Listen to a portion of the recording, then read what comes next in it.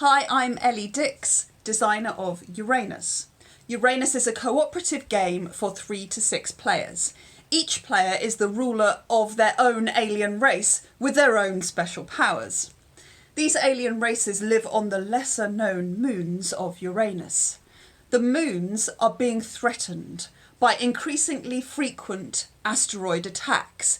You've got to build infrastructure and develop technologies that will help your race leave the moon and settle on Uranus before the moons explode. If all the moon races are housed in completed habitation modules on Uranus, by the end of the game, you all win. If even one race is left behind, you all lose. Each player has a moon board and a project board. The moons surround Uranus. Your special powers shown on your project board will improve your ability to attack, defend, build, mine, learn, or launch resources to Uranus.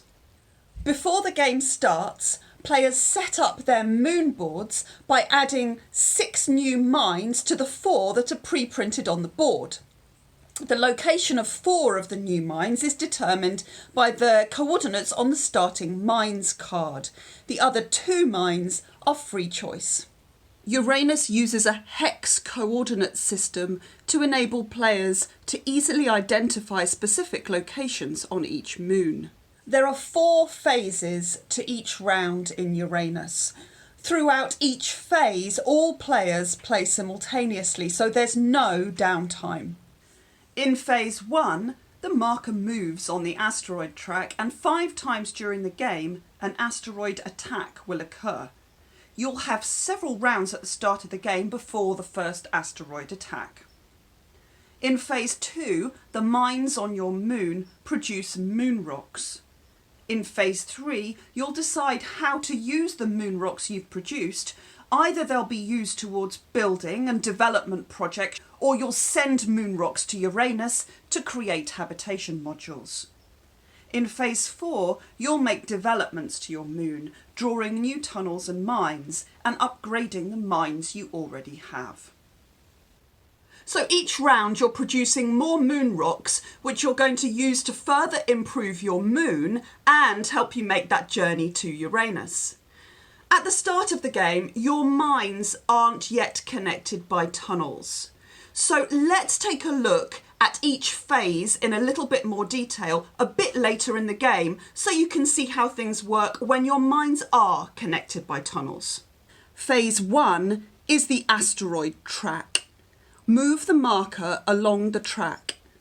If it lands on a space with an explosion, an asteroid attack occurs.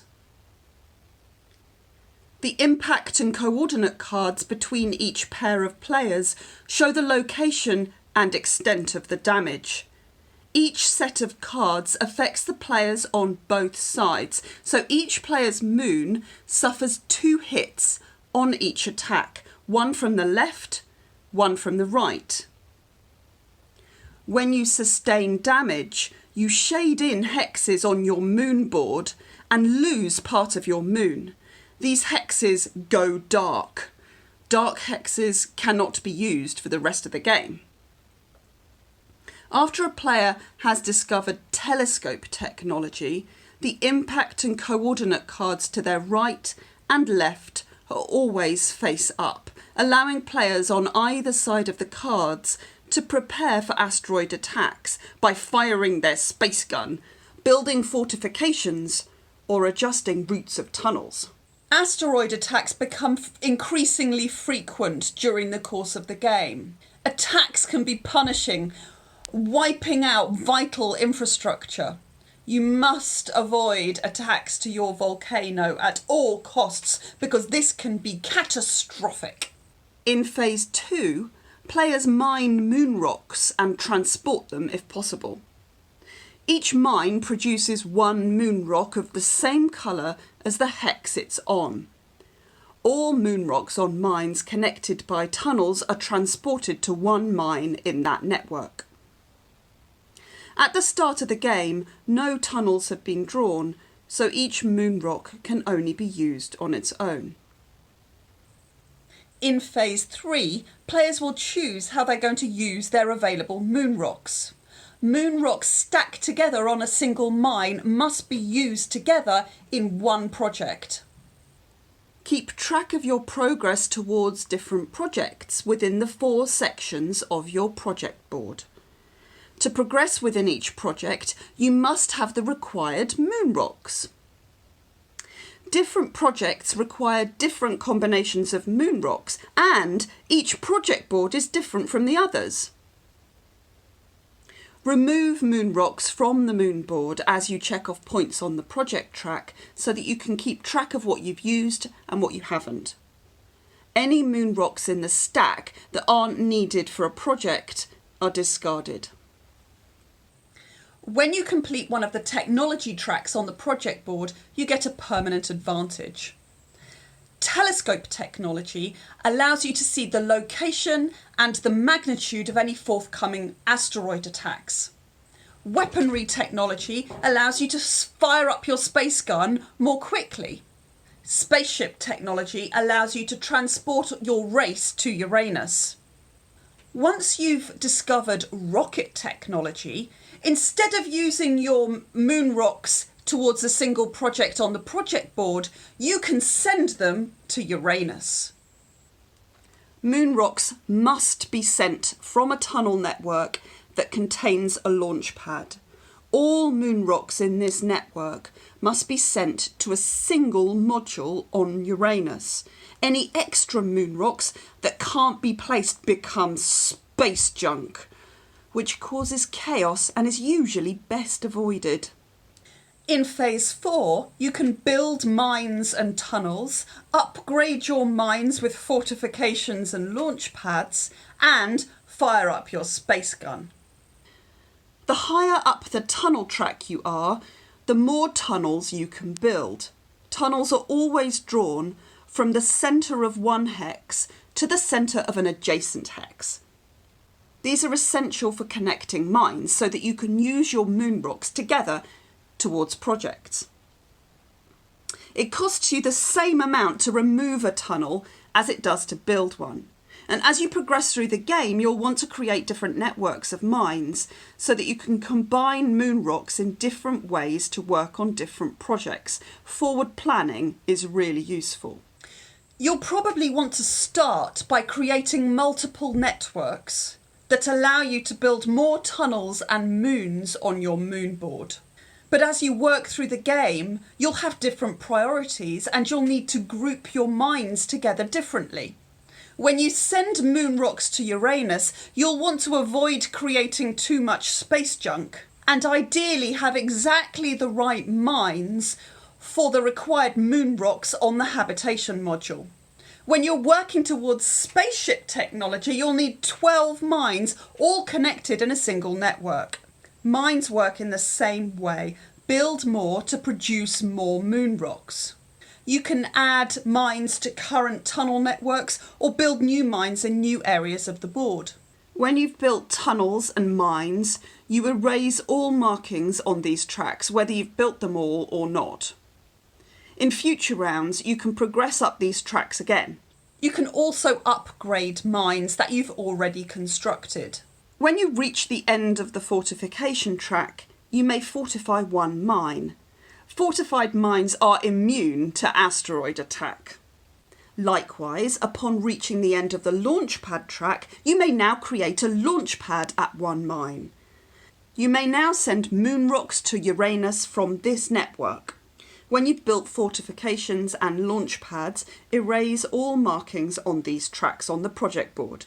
In future rounds, you can progress up these tracks again and build more fortifications and launch pads. When you've reached the end of your space gun track, you may choose to fire your space gun. Firing your space gun will take out the impact and coordinate cards on one side of your moon. These impact and coordinate cards are removed. To get to Uranus, you'll need to have at least one launch pad on your moon. You'll also need to have discovered spaceship technology And you'll have to have your own completed habitation module on Uranus. No two races can share a habitation module. When you meet all these conditions, you may fly your imp, which represents your race, to Uranus. But once you're there, you may no longer help your neighbours. To win the game, all races must make it to Uranus before the marker reaches the end of the asteroid track and the moons explode. At times it will feel like you're a long way off everyone making it to Uranus. To be successful, you need to communicate freely and use your special powers to help your neighbours. The Osmish are the most accomplished launchers. They can send moon rocks from any network on their moon to Uranus. They have already discovered rocket technology, and building launch pads costs less for them than for other races. The Falcafridi are miners. Each turn, one mine produces double resources. These industrious aliens can donate a moon rock to a neighbouring moon each turn. The Jarls have amazing space gun skills. They can shoot asteroids affecting not only themselves, but their neighbours. They've already discovered weaponry technology at the start of the game, and it costs them less to fire up their space gun than other races. The Croviots are master builders. They can build mines more quickly and remove mines and tunnels at no extra cost. They can even build mines for neighbouring moons. The Galapagos are a studious race. They can develop technologies for their neighbours and have already discovered spaceship technology at the start of the game. Completing technology tracks costs less for them than for other races. The Arshanta are defenders. They've already discovered telescope technology at the start of the game. Fortifying mines costs less for them than for other races, and they can fortify mines for neighbouring moons. You can't do it alone. You need to help each other. When you've played Uranus a few times, you might like to introduce the advanced play variants. Remove impact cards marked with a circle. These will increase the likelihood of severe asteroid attacks. During setup, deal a personal objective card to each player. These cards give each player a secret goal to achieve, which is likely to influence their entire strategy and could even put the whole game in jeopardy. At the beginning of each game, you'll take a random combination of a moon board, a project board with special abilities, starting mines card, and a personal objective. Each play of Uranus will be completely different. Uranus. There's definitely something out there.